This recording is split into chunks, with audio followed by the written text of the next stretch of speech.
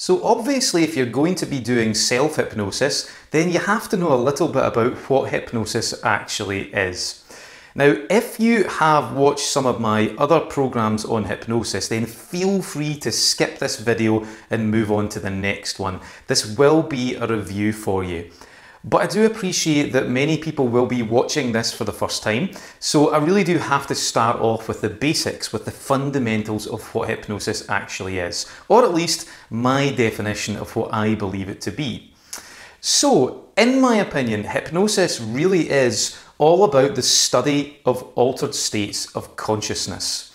And it occurs when we take our attention from the many things and then we really start to reduce it and become deeply absorbed in a single element of experience. It could be something that we're seeing on the outside, it could be something that we're hearing, or it could be some kind of internal experience that we're having. It could be lots of different things. And I think for me, the key word here is absorbed. A lot of people think that hypnosis is all about relaxation. To be honest, we've done a bit of a hoover on hypnosis. If you're wondering what I'm talking about there, you know, a hoover is obviously not a hoover. A hoover is a vacuum cleaner. But Hoover, the brand name, became so synonymous with vacuum cleaners that we then started to think that a vacuum cleaner was actually a hoover when a hoover was actually a vacuum cleaner. Now, of course, we've gone even further and now we call a Dyson when actually a Dyson is a vacuum cleaner too. But anyway, I'm totally digressing here. But we've kind of done something similar with hypnosis over the years. We tend to use relaxation to increase or to induce hypnosis.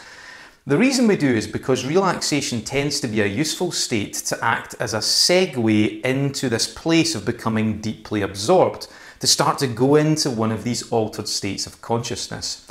And also, relaxation tends to be a byproduct of going into one of these altered states.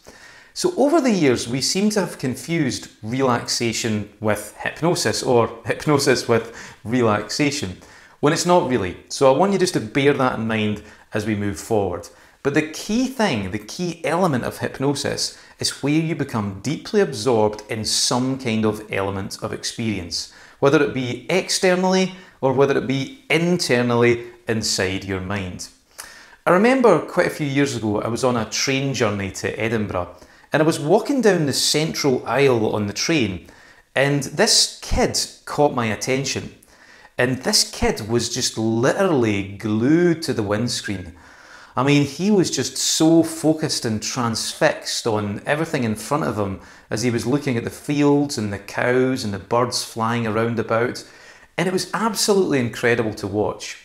And I remember thinking to myself, what would it be like if you were to just step into those shoes just long enough to experience what that deep sense of fascination, that deep sense of being absorbed is actually like.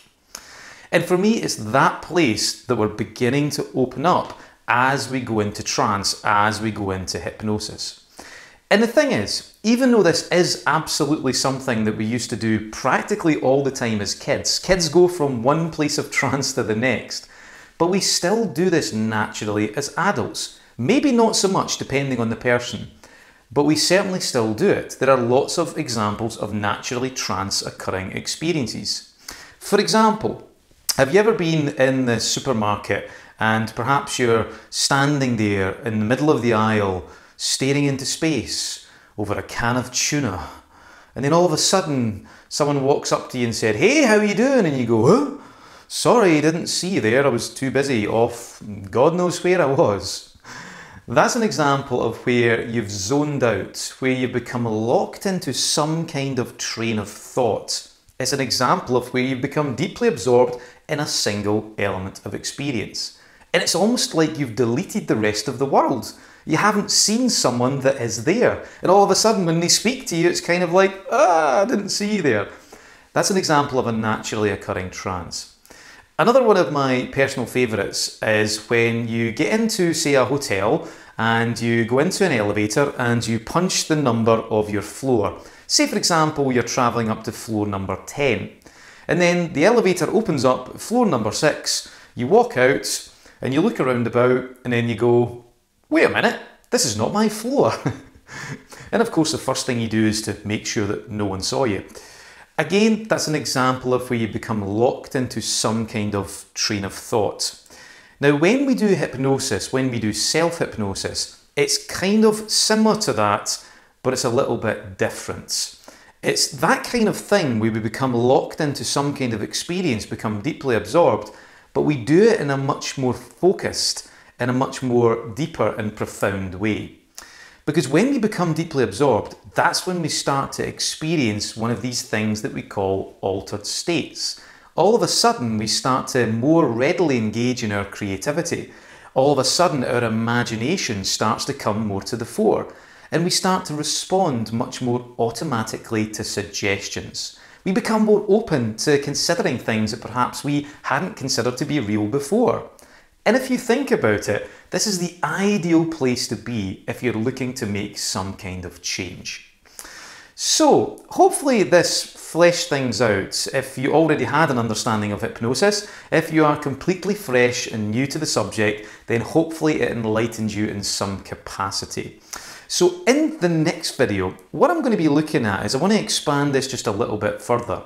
And I want to talk about some of the elements behind hypnotic trance. Some of the things that you naturally start to experience when you go into hypnosis.